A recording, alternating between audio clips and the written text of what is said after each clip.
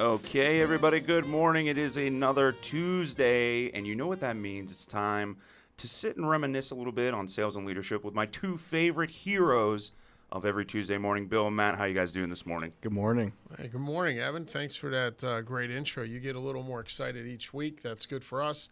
We need some energy, especially if I'm still working on my first cup of coffee. So thanks, everybody, for being here.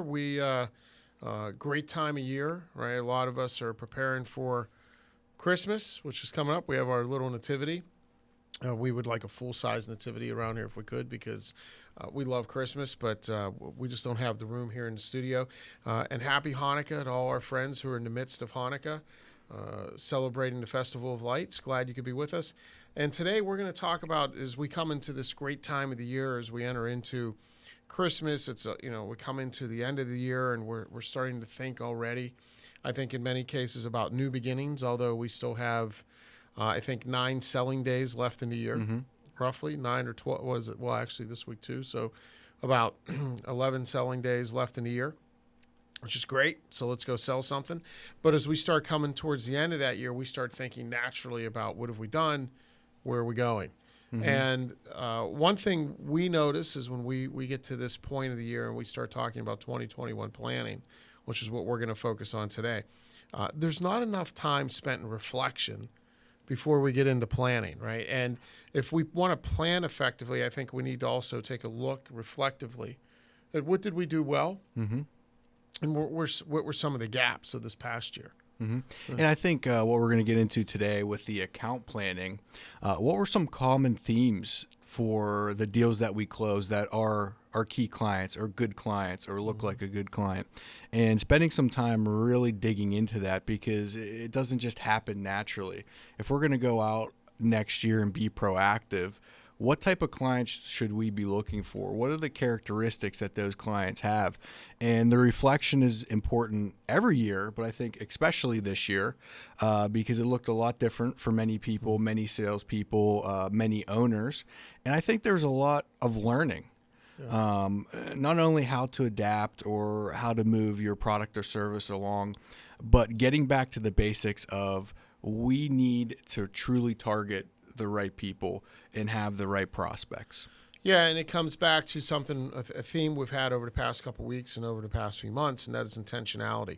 So do we want to live a life of intentionality or live a life by default?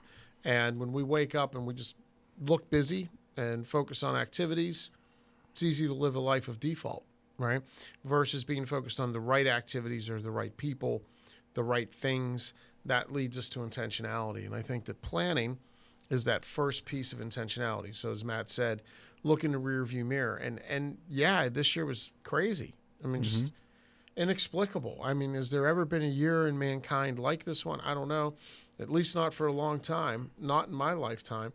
And the great news about that is we've learned from it. So as business owners, like many of us have had to innovate. Many of us have had to change our go-to-market strategies. Many of us have had to start developing new products and services. That's great. That's stuff we have to take into next year, and we have to think about how do we position that into next year. And then the other piece is we learned about who's on our team going to be able to step up. We learned a lot about our people. We learned a lot about our customer base and the resiliency that they might have.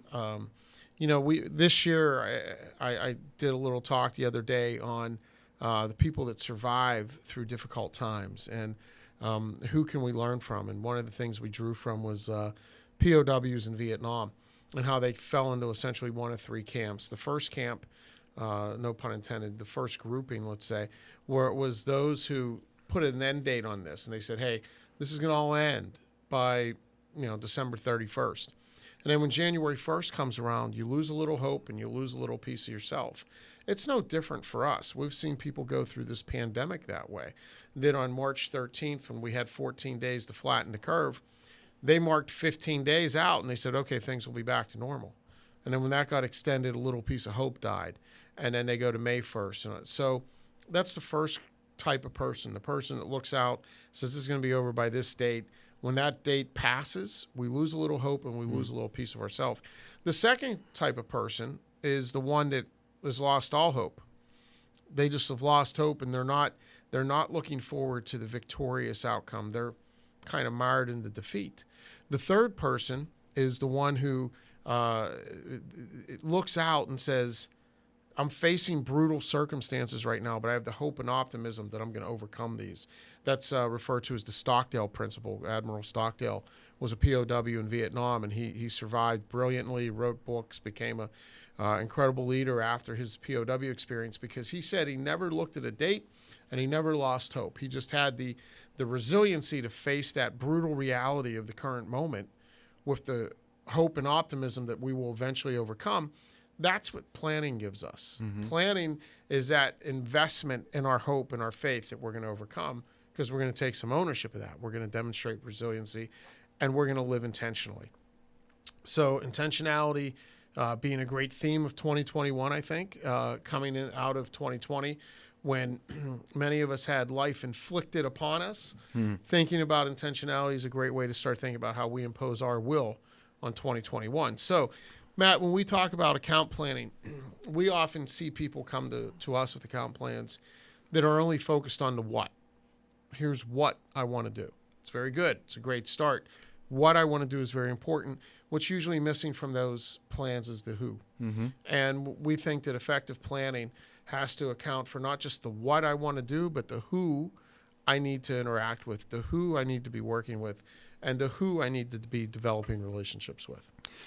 The who's really important, but I think this year as well taught us, also maybe the how. Because how are we going to reach out?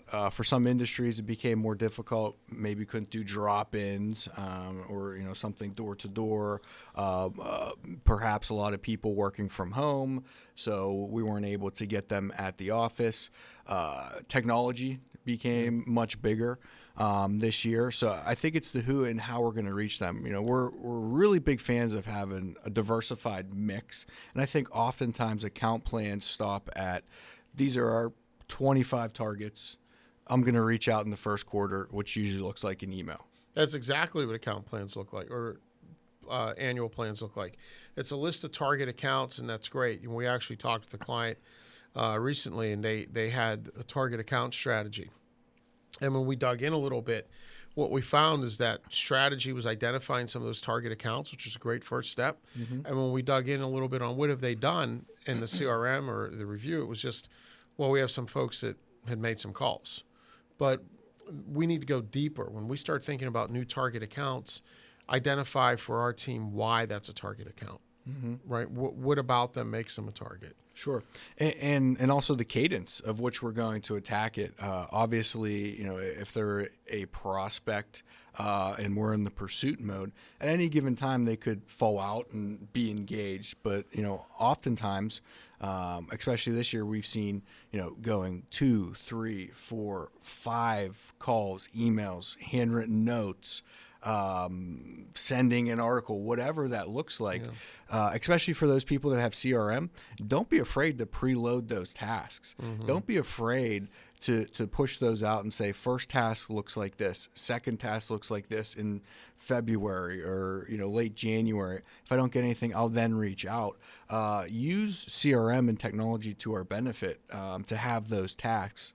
But I think just locating who they are, saying, they feel like a good client. They look sort of like some clients that we've had success. Right. And forgetting the who we need to reach out to and the how, I think it's a hollow plan. Amen. Yeah, there's definitely a gap there. And so, be thinking about those new target accounts, not just because they're nice names, but why can we be successful inside of those accounts? Mm-hmm. It's no different for us. We can look out and think of an account out there that has a really shiny name or a really shiny brand. But if they're not a good fit for us, either from a perspective, an aligned perspective, or aligned values, we're not going to be successful with them. Sometimes people ask me, well, Bill, aren't you afraid of being public with some of your opinions and on social media? And my response to them was, if they don't like what I post on social media or what I say in an email, what do you think they're going to think when they meet me? Right? How do you think they're going to feel when they actually have to spend time in a room with me? They might not just be a good account for us, and that's okay. But you have to have an honest opinion of that. You have to be honest with yourself. And then think about territory. So we're going to think about accounts. We're going to think about territory. Are we able to expand in territory? A lot of our customers over the past year have realized, yeah, I can actually go into this new territory, or I can have this extended reach that I might not have had in the past because of the convenience of technology, because of the convenience of being able to be other places. So is it a new territory? One that we find a lot of success with, some of our clients have incredible success with, new verticals or industries, right? Looking at finding the transference of our success, of our current client success into other industries is huge, because there might be some industries that are a very natural extension for us that we can go into with very little effort and almost have some referenceable accounts. Yeah, and I think that's important too when we do the account planning and we dig into what looks like a good client. A lot of it is going to be retroactively looking. So I think when we do that to understand who a good client is, some things fall out that help us go sell. They are a good client because we are able to service them due to location. We're able to service them because of the type of product that we sell them. So by looking internally at why they're a good client, I think are also a great way to sell. We've been successful doing X, Y, and Z. Is that something that you've experienced during coronavirus? You're open to hear about how we're helping others like you in that same vertical. So I think it's a two-way analysis that's really helpful. And sometimes it's not just because they're using the same products, it's because of the organizational setup, right? Those are the best relationships when we can actually add this value that might be to their operations. You had a great example of that yesterday, where it's not just what we do, but it's the impact on their business. And if we can have that, that's real value add. So, when we talk about value selling or value add as we do these account plans, and value add as we engage, just as our friend Ricky Matthews likes to say, help is only help if it feels like help. Well, value is only value if the customer knows it's value. So a lot of times when we're doing these incredible things for people that we throw in just because, whether it's inventory management systems, if we're in that space, or whatever it might be, handling some of the back end operational stuff that we take off a customer's plate. If it's internal efficiencies, we help cause them because we're going to talk to this group and make sure everybody's getting together and actually doing some of their work inside the organization. If we don't let them know that's value and they don't acknowledge that's value, well, it's not value, right? And how do we do that? We have to do that with the questions that we ask. Oftentimes, we tell people or tell a prospect or say, this is probably helpful. No, slow down, sit in the moment, ask almost rhetorical questions of, if I was able to do X, Y, and Z, does that look like help to you? Whoa, yeah. Yeah, and how does that help you? Exactly. So what impact would that have on your organization? Why is that valuable? Yeah. Oh, by the way, what impact would that have on you personally? How would you look in this situation? I love to take it to the organizational level and also the individual emotional level for the person that we're meeting with. Absolutely. And while we're doing that, letting somebody know we appreciate them is never a bad idea either. I'm always amazed when I'm honest with somebody, if I'm feeling gratitude towards somebody, when I feel connected towards somebody, if I let them know. I mean, you think about how silly that is. What if we become as people that it's unusual to tell somebody thank you, that it's unusual to tell somebody I appreciate you, you're important to me, you've really helped me this year, I appreciate our friendship, or I appreciate our relationship. When we say that to people, it hits them, right? And it's oftentimes what they needed to hear that day. So don't hold that back as we go through these plans and we go through these discussions, these end of the year and these growth discussions. One thing too, new stuff is great, new logos are great, but oftentimes the easiest revenue we're going to find is sitting inside of our current account base. So current customers that we're working with, current clients that we have, we need to be reviewing and we need to be asking ourselves, do we have additional services to cross-sell them, right? Which are easy add-ons in most cases, because what are we selling? Every one of you watching knows this. What are we selling? We're all selling. This is audience participation point. What are we selling? What are we selling? Trust. Oh, We're selling people trust. buy from people that they trust. Yeah, That's so how I we're all phrase it. selling trust. So if we're all selling trust, we've already crossed the barrier. If we have additional services to sell them, that becomes pretty easy. Do we have additional scope to add to our current scope? Right? Are we sitting in a place where we can expand either into a new region with that company, expand our scope inside this region with new products or, again, additional services? Can we consolidate services? You know, Matt and I have some clients in a commodity space where they provide hoses. And in the industry, a lot of times you end up with like 50 hose scopes or 50 hose specs. And if you sat down and asked why, I'd be like, well, that's a great question. And it usually because someone did it and then the next guy came along and bought this one. Sometimes we can consolidate those and show them our expertise by asking them, why are we using these? Have you considered this? Right? Well, and that makes us sticky. People sometimes don't know other alternatives or what it could be. Their perception is their reality. Mm-hmm. And so I think part of this is going into and questioning individuals, prospects of, and showing them that there is another way, that their current reality isn't the only reality perhaps with that. And referrals are a big thing as well. I don't want to go down the referral path, but I'd be remiss not to mention, that is the biggest tool that people miss, especially in account planning. So whether it's a referral internally to a sister organization, another location that they might have under their umbrella, make sure that we're asking for referrals, because account planning, prospecting, I think sometimes outside salespeople envision the boiler room. Oh, prospecting. I need to go down to the basement and make 1,000 calls today. I'm an outside salesperson. Why is Matt telling me to prospect?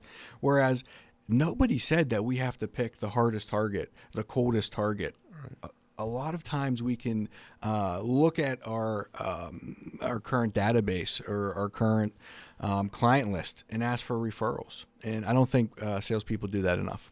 Yeah, and especially this time of year. Mm-hmm. Right? A lot of our clients in the financial services industry who we work with, they have year-end meetings, account reviews, and they start planning in for next year after taking a look at this. And that's going to be coming up in that industry after the first of the year for them because it's in tax season. And one of the things we like to always encourage there is asking somebody, hey, how'd we do? How do you think we did this past year? Mm-hmm. And if the feedback is overwhelming, like you're the greatest, my family and I are so lucky to have you in our lives, what better time to say, who's the one person in your network you think we could help? Mm-hmm. Right? What's critical there is who's the one person. When we ask, is there anyone we can help? Does anyone come to mind? How often do we ever get a response? Very rarely. And so we can't be afraid to say, who's that one person? Be silent. Wait. If we're really feeling confident that day, when they say, I'll think about it. Okay.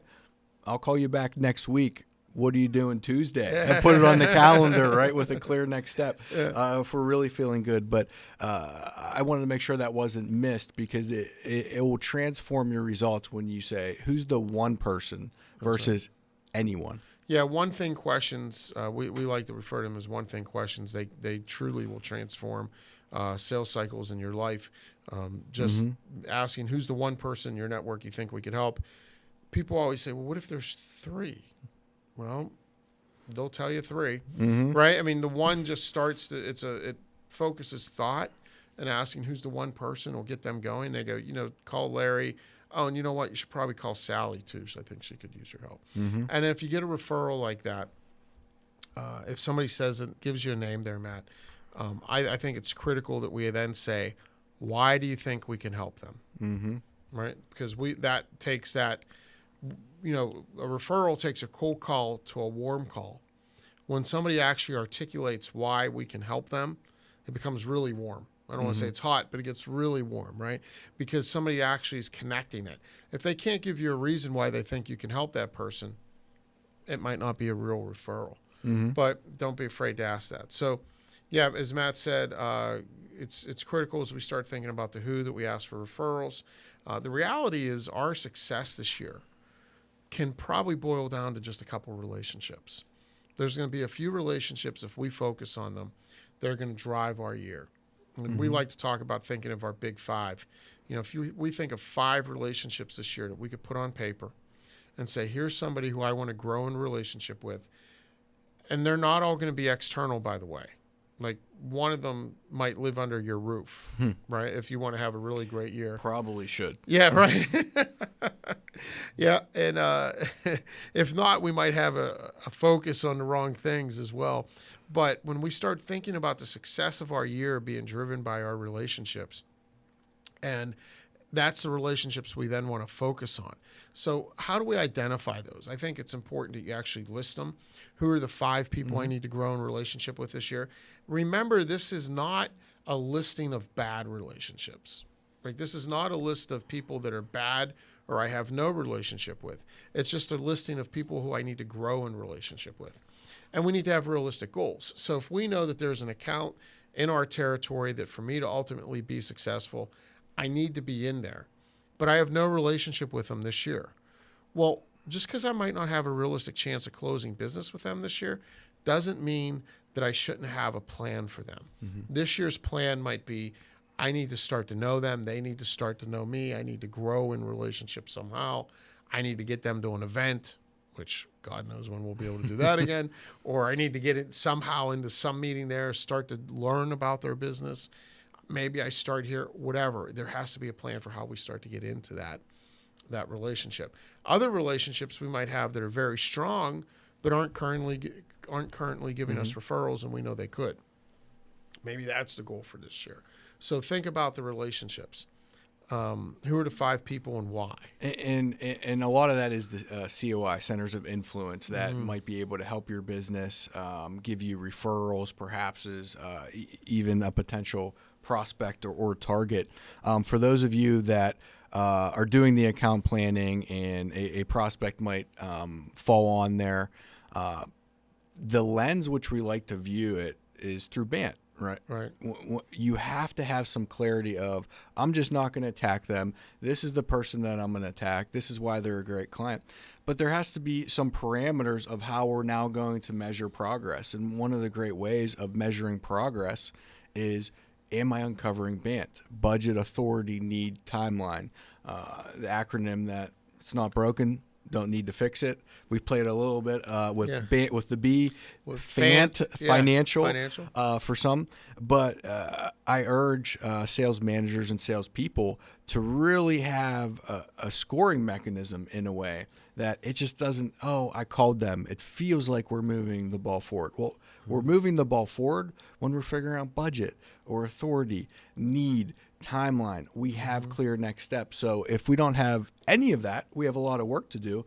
But that's a good grading system when we're looking at these target accounts. Absolutely. And it gives us intentionality. Gives us intentionality as we go into those discussions and some purpose. So think about the what. That's very important. What are the things we want to do? How will we know we're being successful, which is the other area that we see people actually failing. Some people spend a lot of time developing the plan and say, here's who I want to go after. Here's the industries I want to go after. But then there's no measurement. So how do we know we're having success? So we have to have measurements. We like to see them at least monthly. For some rare metrics, quarterly could work. But in most cases, we should have monthly metrics as we're moving through this path. Matt and I ran this business for about 4 years with no metrics, no planning and all this. And then our good friend John Hahn stepped in and said, we're going to put some discipline around this, boys. And it's amazing when you actually put something down on a dashboard and say, I'm going to do this by this date. It tends to happen. Not only metrics, but review of. It's a good word. Sounds like a great word. Review. Review. Remember, Matt's a new dad. So how many hours of sleep did you get last night? Last night was a little bit rough. Lucy is great, but she's in a phase where she's a mix between a coyote and a pterodactyl right now with the noises in the middle of the night. So a little bit off, but anyways, it's not only having on paper, but it's internalizing them. It's spending some time reviewing to drive the impact. And just wanted to mention an activity that I put down in a triad that we like to do a review at the end of the year with the business owner, salesperson, and one of us. it's okay to say, here are the targeted accounts. These are why they're targeted accounts. It's not a zero-sum game. Either win or lose, we get business. One of the goals that I had for this person was get 2 elements of BANT from half your target accounts. Oh, that's great. It's great. And then we know we're making progress on those. Right? We're making progress because a lot of times we simply say, oh, yep, at the end of the year it'll be success if we close them. But for some of us, it might take a year to develop the relationship. It might take multiple activities. So don't be afraid to break it down into smaller sets. Yeah, and another reason why that's so critical is when you actually start identifying how somebody's going to buy or why they would work with us, right? And when we think about BANT or FANT, when we go through that acronym, when we get to the end of need, great questions to ask is why now and why us, right? And if we don't have an answer to why now and why us, might not be getting a deal. And if we have all these open opportunities where we don't understand how they're buying, that's the authority piece, the A, when we don't understand what the decision process looks like, when we don't understand these things, everything looks good, right? The pipeline looks great because everything in it's closable. The reality is very little of it's closable. So we're coming up on the end of our time. We try to keep these to about 20 to 25 minutes, and we're sitting here at 8:27. So this is apparently something that gets us excited, and we can maybe continue on with this next week if there's a desire. If anybody's interested in wanting us to go deeper with this, please let us know by emailing us, and we'll take a look at that. If there's other topics you're dealing with this time of year and that you would find helpful if we can talk about, please email us here, Matt or Bill at telericogroup.com or info@telericogroup.com, and we'll be sure to take a look at those as we move forward. As the counter on our screen tells us, we're just 9 days away from Christmas, which means we will do a show next week on the 22nd. Correct, Evan? As long as you guys are down, I'm ready. All right. I think we're down. So we'll be with you next Tuesday, the 22nd. I don't know if we'll talk about anything meaningful or we'll just have a little Christmas celebration. Who knows? We'll see how the Spirit moves us. Until then, and Evan, was there any takeaway you want to emphasize from today? Did you have a takeaway from today's show? I just think today was a fantastic show. I've heard the acronym BANT thrown around a couple times, but never really got it in context like that, so I appreciate it. Maybe a quick question. I know we're running out of time, but is there any specific letter in that acronym that's more important than the others? I think they're all quite critical, each of them, right? If I had to pick just one, if I was forced, for me it would be the A for authority. I think too often people are more concerned about decision makers, asking somebody if you're a decision maker, than understanding the decision process. So, but I think it depends on what you're selling, right? For some people that might be selling to individuals, the A might not be as important. I still think it is important because we have to understand how people are going to think through the process and do certain things. But the more complex the sale, then and I think maybe sometimes the bigger the sale, then other elements will pop up. But yeah, I think they're all pretty important. If I had to pick one, it would be authority. So, all right. Well, hey, thank you, everyone. We appreciate your time. We appreciate your support. Please tell a friend and share the link to this so that we can continue to reach some folks and help folks become the best version of themselves and let them know that sales can actually be quite honorable and doesn't have to be manipulative. And it's not about doing things to people, but it's about what we do for people that allows us to become great salespeople. So thank you so much for your time. Thank you. God bless you all, and we'll see you next week.